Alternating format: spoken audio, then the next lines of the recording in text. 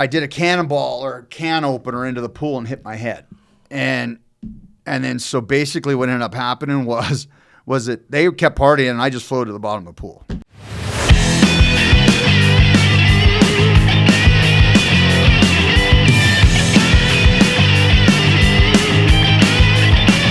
Welcome back to another Unscripted podcast with Jed Snyder. I'm your host, Brad Oldhouse. That's Matthew back there on the ones and twos. Holy shit, man. What a crazy night Saturday night was, man. Steed Arena. Oh. I'm speechless. Like, I mean, it was just from the go, like it was just, well, first of all, everyone that came out, mad props, thanks. I mean, we were sold out, I think, by 8 a.m. So that's awesome. That was pretty exciting. We have been sold out this year, but not pregame, right? That was the first one this year. So hopefully, with the playoff game starting Friday at home, we're back on that track. But what an energy! What amazing! It's hilarious because Jasmine really gets into her theme nights and what was it, 90s country or 90s some country, shit. Yeah. So. Between her and Greener living their country dream, their best country life, it couldn't have gotten any better. So, and I suppose you were probably up there in the booth just listening to this stuff because we all know that country is your absolute favorite. Yeah, right, right. So stubbing my toe. So yeah. So okay, 6 minutes to go. We're down 4 goals. I'm thinking, all right, let's turn the page and get ready for playoffs. And the boys had other ideas. You're up there in the booth with Greener. Talk me through the next 6 minutes of the game, how you remember it. Well, leading up to it was like, and we always knew with this team, they needed something to pull them together. They needed that aha moment or serendipitous moment or whatever. I mean, that's a really big word, and I'm glad I got it out properly. But yeah, making right. sure both cameras caught that. But to really, they needed something to bring their whole thing together. And we've had a couple of challenges this past week, and then with the one goal that was a goal or it wasn't a goal, it was one of those moments, and then Apps losing his mind. They were able to, they put Drew in, kind of went a little worse for Ware. Sure. Obviously he came in cold and he hadn't seen any shots in a little bit. So, they just decided, it was funny because Mike and I were down behind sorting out some other issues, and we walked by Hirsch and he was sitting there, and it's just like, Hirsch, next goal wins it, baby. Like we truly believe that. And hey man, the captain came through clutch, got that second goal, got everybody going. And Mike and I were in the booth and I was laughing because I was like, we're going to win this 6-5 in overtime. And he looked at me like I was an absolute asshole. And, then they just went on a tear, man. Like they just weren't going to be denied, which was one, an amazing comeback, like all the way through. But it was one of those things where, man, you watch them come together, and that was, I think, for me, we always knew the team could do it. So that was the most extraordinary thing. They just said, fuck it, we're just gonna go, we're just gonna play. We're gonna hunt pucks, we're gonna block shots. Everything that it takes to win championships. We've always said, especially from that 24 team, winning championships hurts. It hurts. Like everything about it hurts. And so to be able to accept that that's what it is and to be able to move you into that championship mindset, I think they did it. I think they come over the hump. Absolutely. And yeah, you're absolutely right with Drew Blake coming in. And he looked a little nervous at first, but I think he settled into the game as the night went on. Yeah. And definitely third period, there was some chances there that he turned away that very much could have gone the other way. So I was pretty happy with Drew's performance there at the end. How about that crowd, man? And I call it crowd pop, right? When the place just goes absolutely berserk. It got a little louder every goal. And I remember when we scored the third goal, I was like, I think we could win this.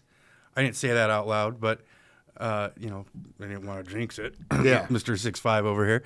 But yeah. it was fucking magical, man. And I'd said on the broadcast that when it gets that loud in Steed Arena, that sound has feel. And the crow's nest where I'm at, up there with the A camera operator, and Dan, he's the team videographer.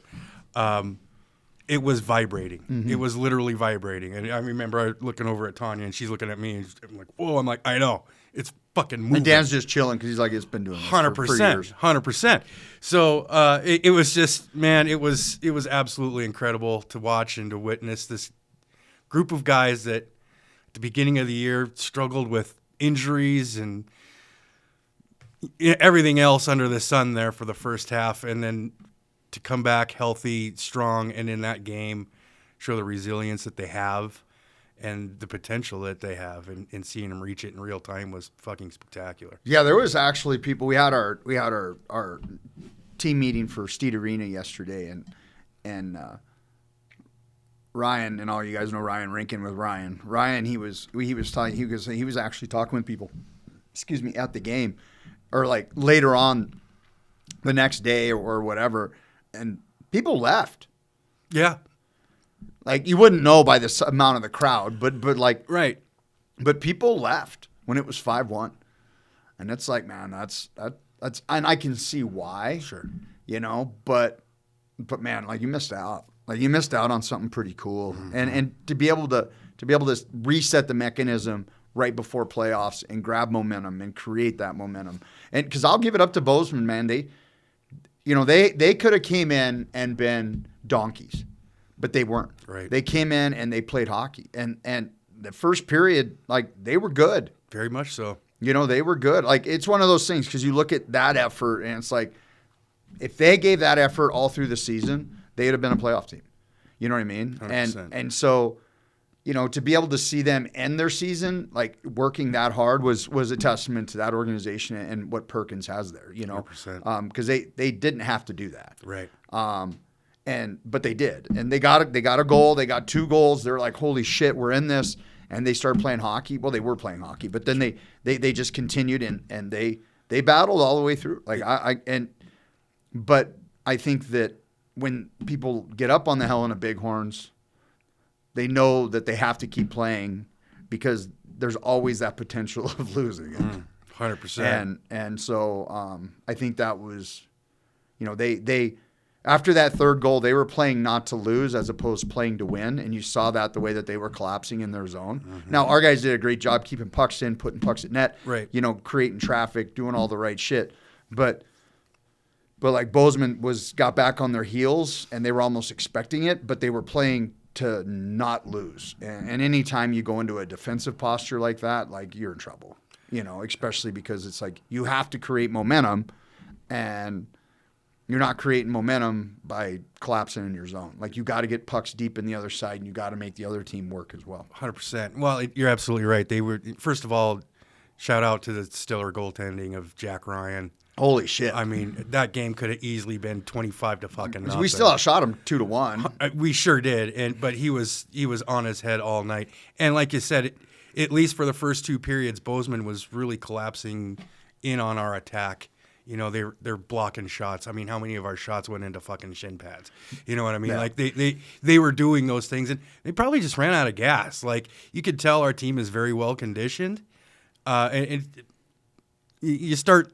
I'm not trying to take anything away from the Bighorns. We have to play at pace every night because everybody's bringing their best. 100%. And that's the difference. One thing I noticed, and Mike and I were up in the booth looking at it, like, they had some Jack was creating. Jack Ryan, the goalie, was actually creating his own puck luck. There was a shot, I want to say, in the second period that literally our D shot it. It was missed. It was tipped and changed direction 3 times, and it still hit homie in the chest.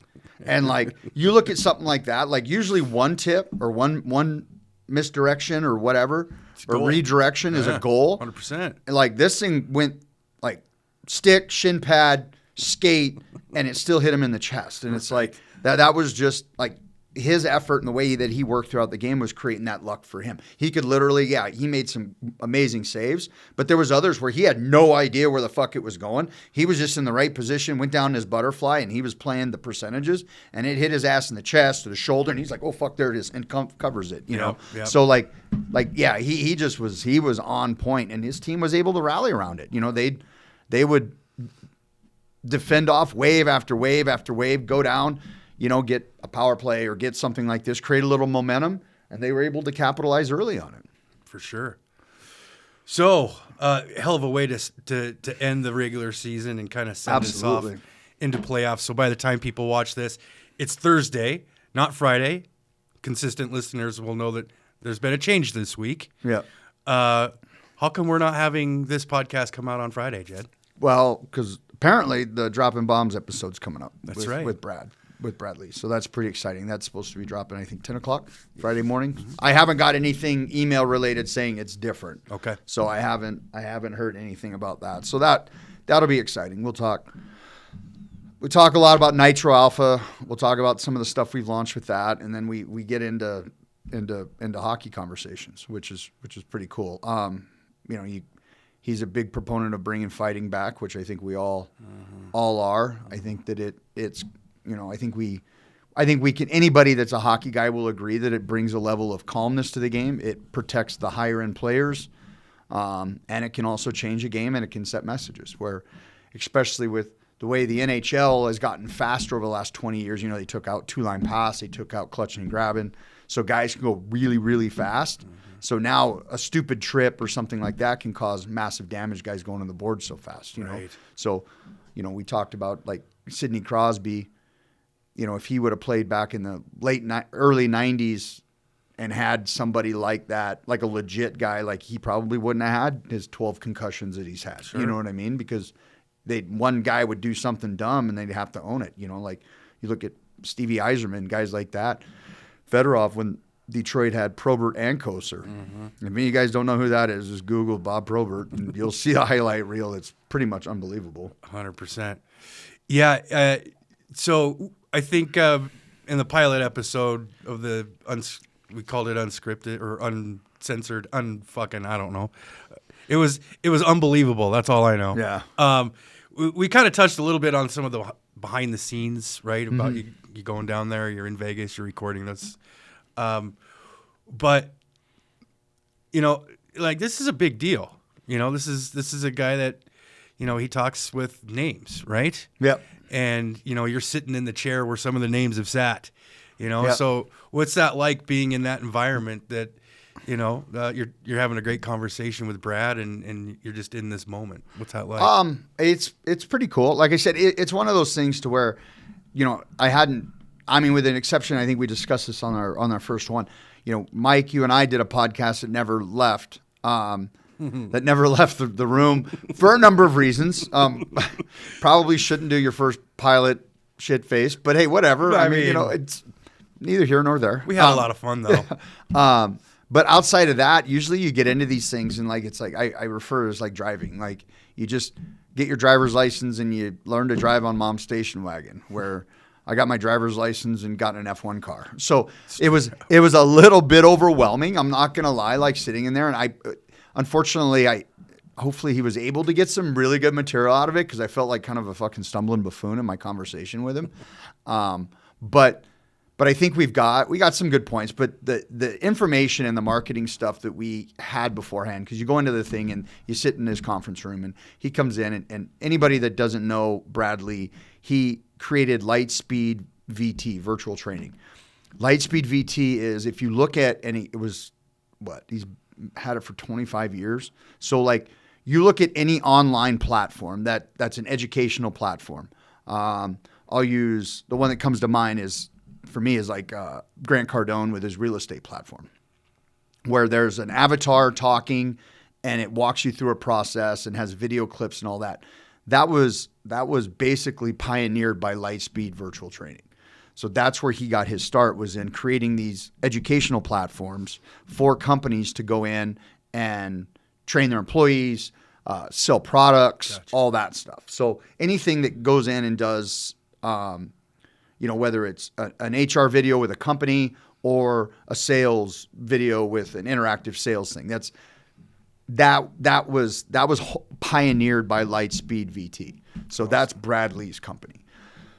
Well, his big one. Sure. And obviously now he's gotten into the social media realm, but amongst other things. But so to be able to go in and have the conversations with him, the marketing tools, like we got, like he gave that packet on social media stuff. Yeah, it's incredible. And like he walks you through everything. Like it's a full amazing experience. So as soon as I got out of that, it was like, okay, we need to push Steed Arena, we need to push Nitro, we need to push the Helena Bighorns as much as we can through this social media realm. Because I mean, believe it or not, I'm and I've said it before, I'm a private guy, but I understand what platform and what this can do for businesses.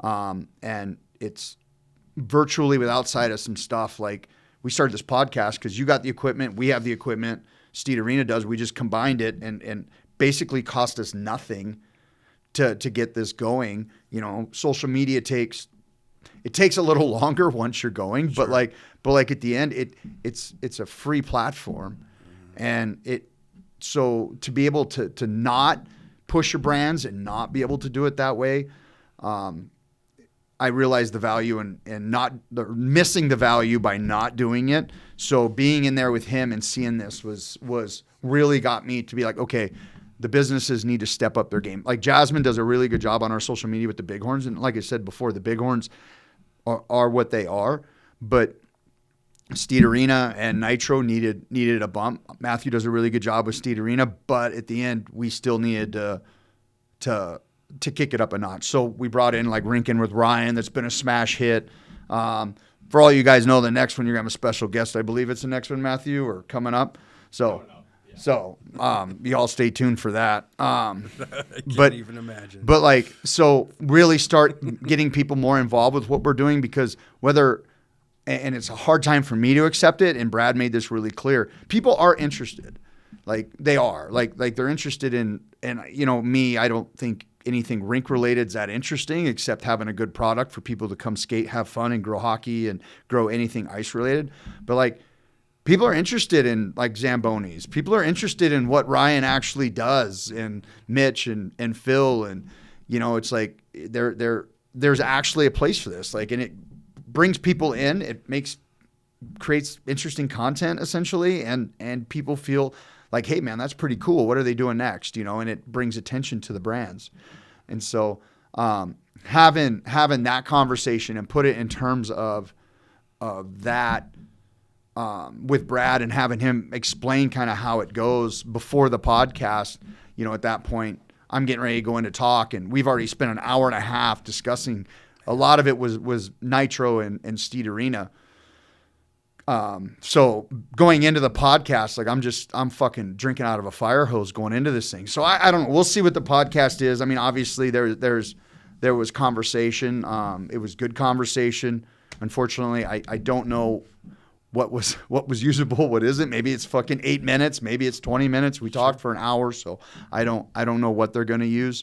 Hopefully I don't sound too ridiculous. Maybe I do, whatever. Nah, but at the end, it was good talk about Nitro. You know, because that's really the brand that we were really trying to push with that.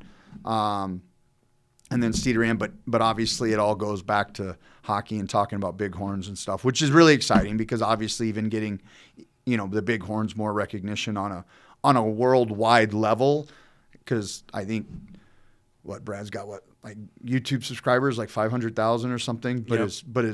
His whole media reach is like 3.5 million or something. So yeah, there's an M. So yeah, so it's there's a few M's. So it's pretty exciting that not only is you know, Nitro's going to get some plugs, Steed Arena, but obviously everyone's beloved Helena Bighorns. Hopefully it you know, gets them even more recognition as well. And we talk about the NA3, we talk about junior hockey. Like, it's a good conversation. Once again, don't really know what's going to be usable or not. Don't really know what's coming. It's been a wee bit. I think I do that on December 9th or some shit. Yeah.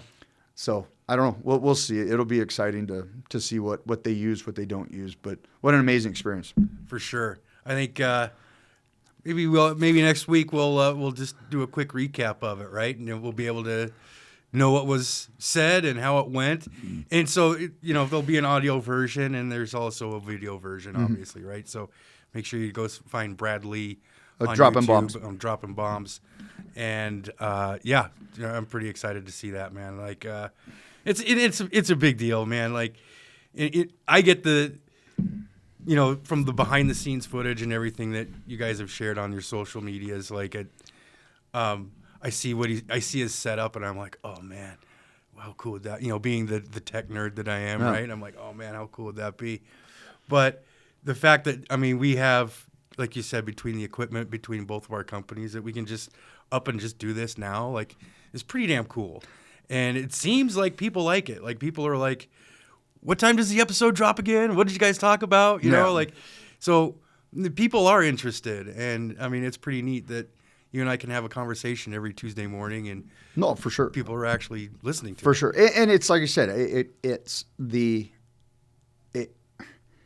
not going to be everybody's cup of tea. But the thing is, though, is that at the end, the people that dig it are going to dig it, and they're going to pass it on if they find it interesting. Cool. Either way, it's conversation. For sure. But the cool thing about it, regardless, is this is a conversation anybody could have with us. Like, it's not trying to be anything that I'm not. Like I said, the only thing that may come out of the dropping bombs one is, like I said, like I went from just getting my driver's license to driving an F1 car, and it fucking freaked me out. Sure. Like I just felt completely, after the initial conversation going in there, it was just kind of like, it was like holy fuck, like, don't say anything stupid. And it's like, well, I can't control that. But as much as I'd like to say that I'm going to keep my mouth shut, I fucking can't, man. So if it's something I need to feel I need to speak about, I'm going to say it. But I think it is. It was an amazing experience. I'm very grateful for the experience.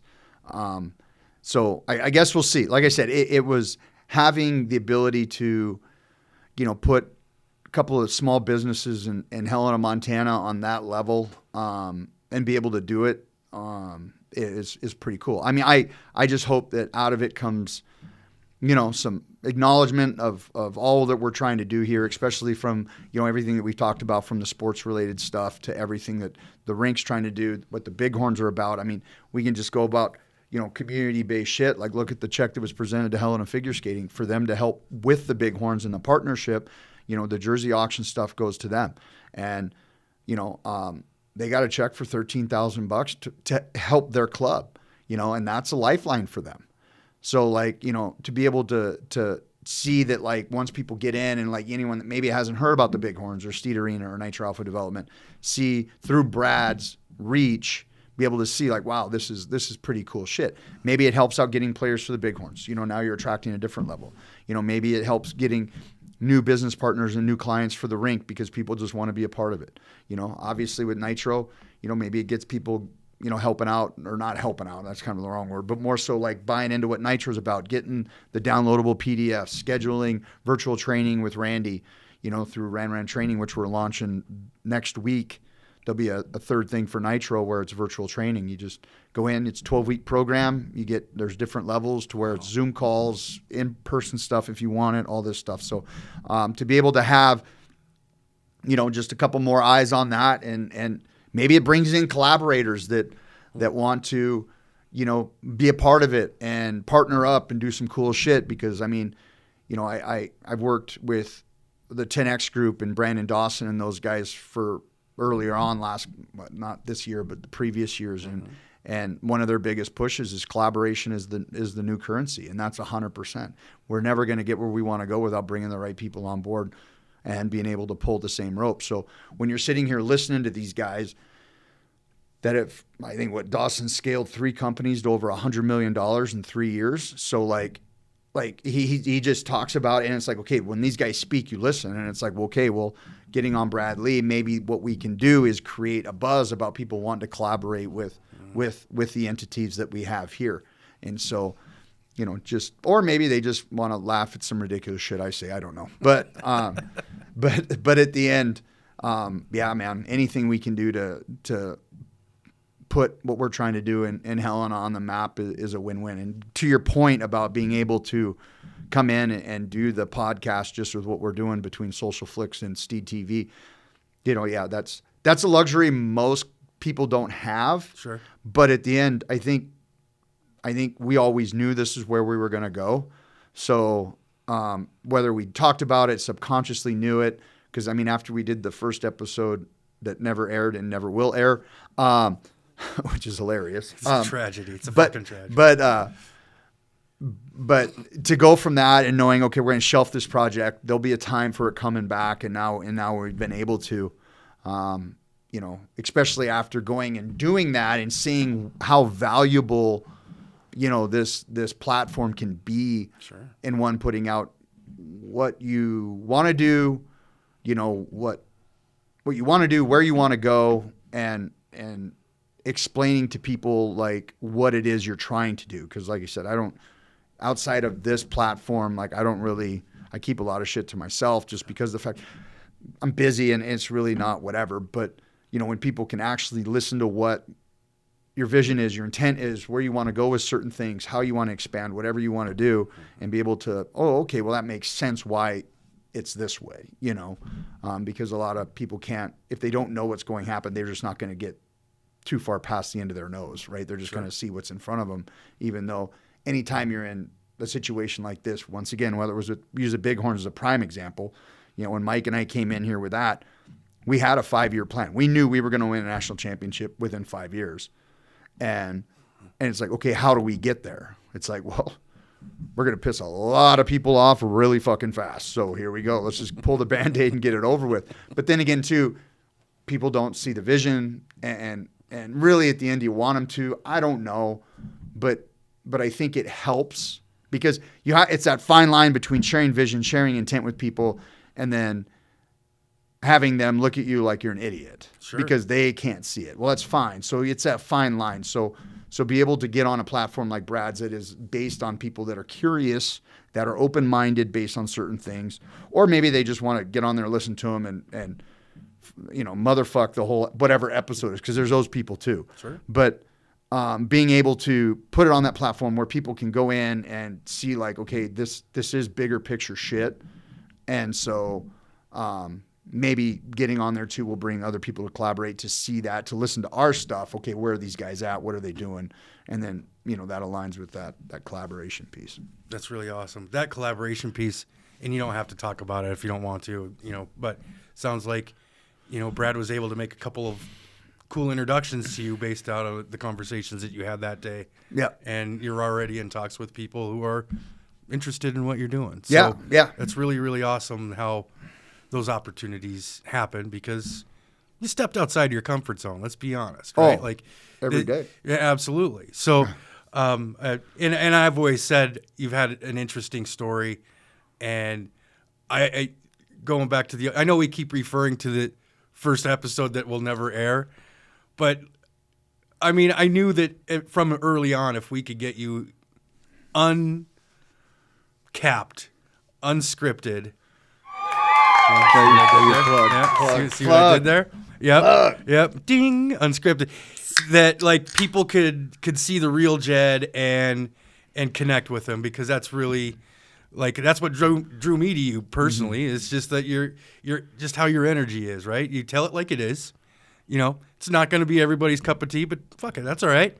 You know, you're telling the truth, and you're actually kind of hilarious when you get going too. So it's, you know, there's that part. So. I'm glad that we're doing this, man, and the opportunities that this is bringing. And, you know, I'm thankful for people watching and listening. Speaking of listening, the show is now on Spotify. Yeah, it's pretty exciting. Yep. So those of you that, you know, want to be able to put the phone down and go do stuff and listen to us ramble about this, that, and the third, now you can just listen to us on Spotify. We will be on Apple Podcasts here. It's going to take about a month. Apple's just funny that way. Yeah, their development stuff is like it's bizarre. Yeah, it's a process for sure. So eventually we'll be on the big three, right? Spotify, YouTube, Apple, and it's a pretty amazing time for the Unscripted podcast. I'm pretty excited for it. Yeah, no, and that being on that because that's the biggest thing is like I didn't even know you could watch podcasts, to be honest with you. Right. And I didn't really know that you could watch it. I mean, outside Joe Rogan. But I figured that was just exclusive to Joe Rogan, you know, and then but then, you know, scrolling through because I think I've been following Bradley for about same time frame I've been following Andy Frisella. Okay. And so like he was on and then they were on. I'm like, holy shit! Like what goes on? Then you Google it and it's like, well, yeah, they're all on YouTube, and it's like, oh well, fuck. Okay, like that explains the clips. You know what I mean? And the popularity for that. I just thought it would go to TikTok and they'd do on Instagram and the rest of it was Spotify and podcast stuff. So No, it's pretty cool. And get back to your point really quick. It's hilarious because, like, there was Andy Frisella had something clipped the other day, and it's 100% correct, and it follows in line with the stuff that we've been talking about. You know, no matter what you do, you're going to be disliked by 50%. The other 50% are going to be involved with what you're doing, all about it, whatever. And you know, anytime you do something like this and you put yourself out there, you're just going to have trolls, and it is what it is. But the 50% that get behind you, like those are the ones you really just focus on making super, super duper, you know, happy with your product, happy with what you're doing, no matter what you're selling, no matter whatever. So I think that being able to get on these platforms, whether it's Brad or whoever or our own, I think just solidifies, you know, that you're providing visibility into what you're doing, and you're providing transparency into your life. And for anyone that doesn't know, that's really hard, and it sucks, but it sucks in a way of, because you've always had 50% of people or 50% of that group, they don't like you anyway. You just never knew about it. Right. You know, now this shit's out on the table. So, anybody that listens to us or follows anything that we're doing, man, much appreciated. Like much appreciated, because like really at the end, it is just trying to provide information to people so that they can make the best judgment for themselves, or just listen to some cool fucking stories. And I think that Brad has personified that with his podcasts, and Joe Rogan obviously he's the GOAT, right? And his shit's awesome. So it's one of those things to where, yeah, anybody that wants to listen, Spotify's there. Check it out. You know, we're excited for that. We'll be really happy when obviously Apple gets their shit together. So yeah, man, we'll look forward to getting out on Apple and finally being on the big three. For now, it's time for Ask Jed. Okay. And this one's going to come from yours truly today. Okay. There was a story back when we first started hanging out that you told me that I was just in complete shock over. And this was all I really remember, Jed, is that you basically died. Yeah. So tell us about the time you basically died. So I was working for a company called Mermaid Offshore. They're based out of Pattaya, Thailand. We were working in Myanmar, and so Myanmar is up between Bangladesh and the Thai border, up on the, I guess would be the west side of Thailand, kind of going around the Indian Ocean there. And it was like one of those countries that was complete, like, I want to say it was like totalitarian forever. The French were in there early. You know, they're the ones that had that journalist exiled to the island, the female journalist and shit that was on the news, but nobody'd been in there. So there was my second trip in there, or was my first, and we did 2 rotations out of that. I'm trying to think, but it was like weird because they use American currency as their coin, or as their dollar denomination, and they use their currency bills as coins. So you had to go in. My first trip in there was you had to bring $300 in fives. Oh. And then, because there's no ATMs, no credit cards, no cell phones, nothing in this country at this point. Wow. We were going to work for, I want to say it was fucking Koreans. Anyway, it doesn't matter. So you go in and you talk about raw, like I've been to Cambodia, Laos, all that stuff. Like this place is raw. Like they don't really see shit, right? Like they're looking at you like you just stepped off the fucking moon, and I mean that legitimately. So no, this would be my third trip in there. Anyway, it doesn't matter. So anyway, we go do this job and we absolutely crush it. And I think it was they was bid for like a 70-day sat, and we crushed it. The team did. It was a one job, never mind. And it was a one-off. I did the rotation previous with another company. Gotcha. But so this one was a little more westernized. I'm trying to get straight. I was in there because I was in there at one point where it was like literally like outside of a few deals, like it was right when the regime fell. Okay. And so like it was super raw. This time was a little bit better. But either way, so the company, we get there, we go check into the hotel, everybody goes and starts boozing and partying and shit. And like we're all sitting around the pool, and next thing you know, you look and the whole pool party looks like You know, in the beginning of Tropic Thunder, where they're filming the movie. They all say they call it quits for the day, and they all go back, and it's this fucking pool party that's just a complete shit show. Like that's exactly what was going on. And I mean, like divers running around naked. I mean, chicks everywhere. Like the hotel staff can't keep up with the booze that's coming in because the whole boat demobed, except for like the captain and shit. And they were heading back to Thailand. They were going back around because they don't want to pay us, so they get us all on there and then bolt. And so we're all swapping out. Make a long story short, like Jed may have been slightly intoxicated. Okay. And I did a cannonball or a can opener into the pool and hit my head. And then so basically what ended up happening was that they kept partying and I just floated to the bottom of the pool. And before they realized it, they're like, "Where's Jed?" And they're like, "Oh, there he is." And I don't know how long I was down there or whatever. So they pulled me up. I did CPR. They got me awake. And yeah, at that point, my lungs were full. But I was like, "I'm good." You know, just kept drinking beers. Like, "Are you all right? Like, you just spent like 6 minutes at the bottom of a pool unconscious." And I'm like, "I'm good." And then I was like, "Wait, I can't breathe very well." And so at that point, I passed out again. And I believe my heart stopped at that point when they were doing chest compressions. It came back again.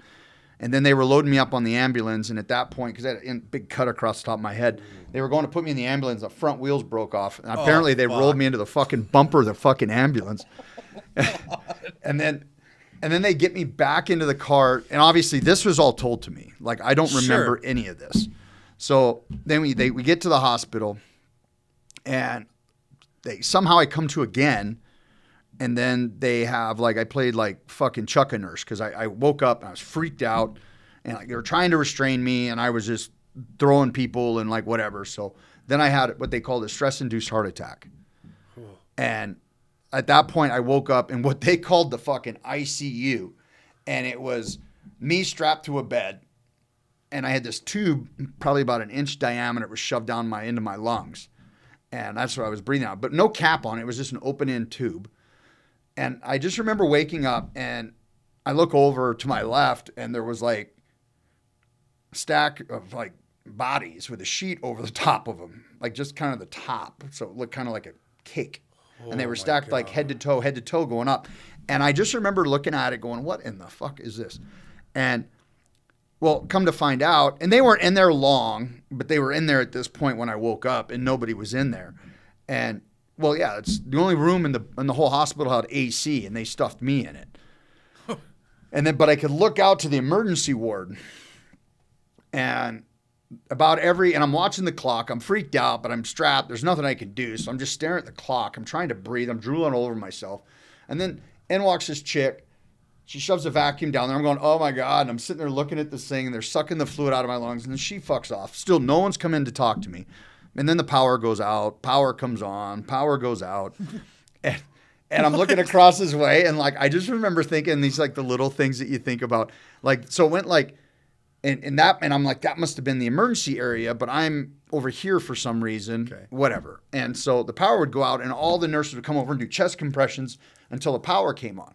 So it'd be like a minute of chest compressions to keep these people alive, except for like this one dude, and he was a monk, and he's sitting there, and he's monks on either side of him, and the nurses couldn't do chest compressions on him for some reason, but like the other monks, when the power would go out, would grab his legs and move him like pistons, like that was going to keep him fucking alive. I don't know. He ended up dying because they shipped his ass out, but like wonder why, but.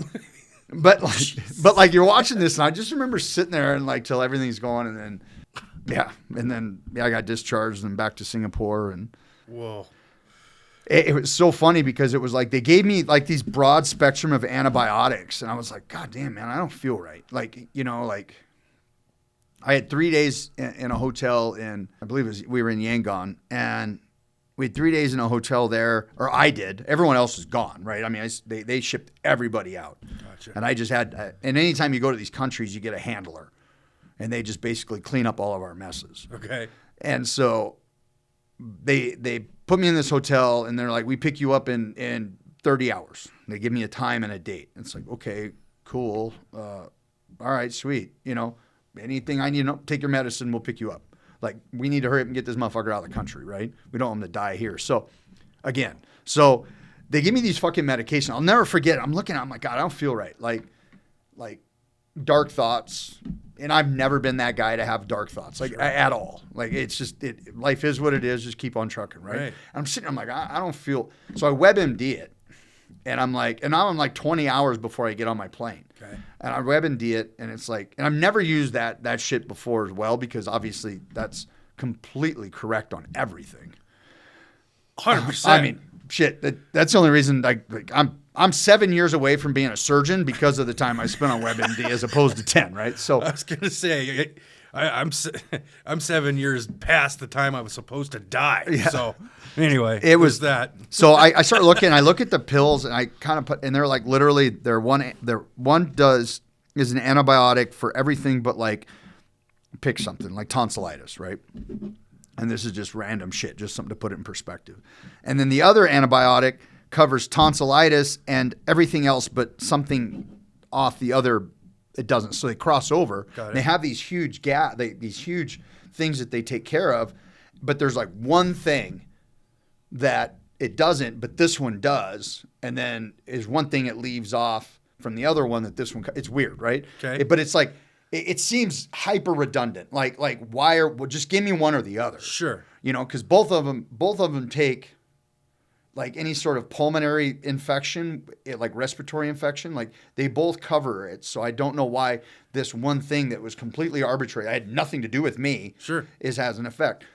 So I'm like, it's crazy. And then at the end, they're like, these two medications are not to be mixed, will cause suicidal induced trauma or something like this. And I'm like, what in the fuck?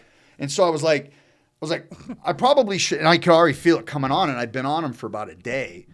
And it was like, and I was like, okay. And I'm thinking to myself, oh, this ain't a placebo, because I've never thought like this. I didn't read this and all of a sudden start going down that road.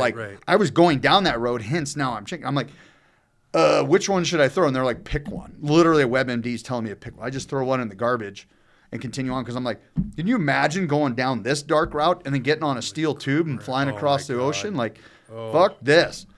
So I scrapped one, and then I got out and everything was fine. Go back to Singapore, and yeah. Holy shit, man. Yeah. Like, that was even more crazy than I remember. Like, that is. And like I said, there's blocks I'm missing. Oh, sure. Completely, but absolutely. Yeah, I think it was like total time they were set. It was like almost 5 minutes of flatline. Wow. Holy shit. In a third world dump. Like, the way you describe that ER experience, I'm like, and then you're starting to talk about bodies. I'm like, did they put your ass in a fucking morgue? Like, that does not sound like an ICU unit. That sounds like, this guy's fucking cooked. Well, yeah, it was like the only room it was explained to me, it was the only room that had air conditioning. So when people would pass on, they would just move them in there temporarily before they found a place to put them. And then they finally pulled the tube out, and they got me out of there. Wow. But then, like, yeah, there was like, they weren't going to let me go until they got paid in cash. And then it was like this whole deal. Like, it was just, I have absolutely no control over what's going on. I completely did this to myself. And this sucks. And I take that back. We got our stage of the job done quick. Gotcha. And then they were swapping out because it was a hyperbaric weld job. So it was very a longer contract than what it was. I remember this now. And I was supposed to come back for another rotation. Gotcha. But they fired me after this. Probably. Yeah. So you had already done the work at this point. You didn't like miss work. Like, this wasn't the beginning of the trip. This was no. So done. Usually when you go on these trips, you got especially depending on what country it is, you've got a day or two on the beach in the hotel before you go offshore. Okay. And then when you come back, you got a day or two depending on flights and visas and stuff. Usually companies try to get you to the airport as fast as humanly possible, because this shit happens. Gotcha. When they allow divers that are coming offshore or offshore workers, period, time in the hotel, shit goes sideways. It just does. Especially the longer they've been offshore, the more fucking weird it gets. Sure. So I can imagine. You know, like we did a job in what was it, Sitwe? No, it was China. It was fucking China. They put us in a hotel in Shiku. Veolia did. I was working for a company out of the Gulf for 30 days. And I literally told the superintendent, I'm like, bro, send me home. And the guy's name was Lynn Cobb, old school, great guy, old school. He's like, oh, Jed, it'll be good. And I'm like, no, dude, you don't understand, bro. Like you don't understand. And 30 days is like a long 30 time. days, you're putting a whole SAT team on the beach in a hotel for 30 days. This is not going to end well. This is not going to end fucking well. Like, and it didn't, man. It didn't. Like, no, not at all. Like dudes falling in love with prostitutes, fucking guys fighting in the streets and getting involved with the Chinese triad. Like, it was just going sideways in a hurry. And like, they weren't listening. Like, it was unbelievable how bad that shit went down. So anyway, they try to minimize it. And that's just my experiences. That's not even including the 50 years of dudes doing this shit. Right. Sure. So, and every SAT group, every core group, every team, they all have their same, just unbelievably silly, but yet scratch your head kind of like, what, moments. But yeah, no, like, yeah. So they try to get you out as fast as possible. Well, I don't know, man. It's going to be hard to top that story for sure. That was crazy. Jed, thank you so much, man. Yeah, absolutely. Thanks for the insights and for telling us that story. I mean, that's, like I said, that's even more crazy than I fucking remember. Like, yeah. That was insane. I'm Brad Oldhouse, your host. That's Matthew back there on the ones and twos. Unscripted, Thursday edition. We're out.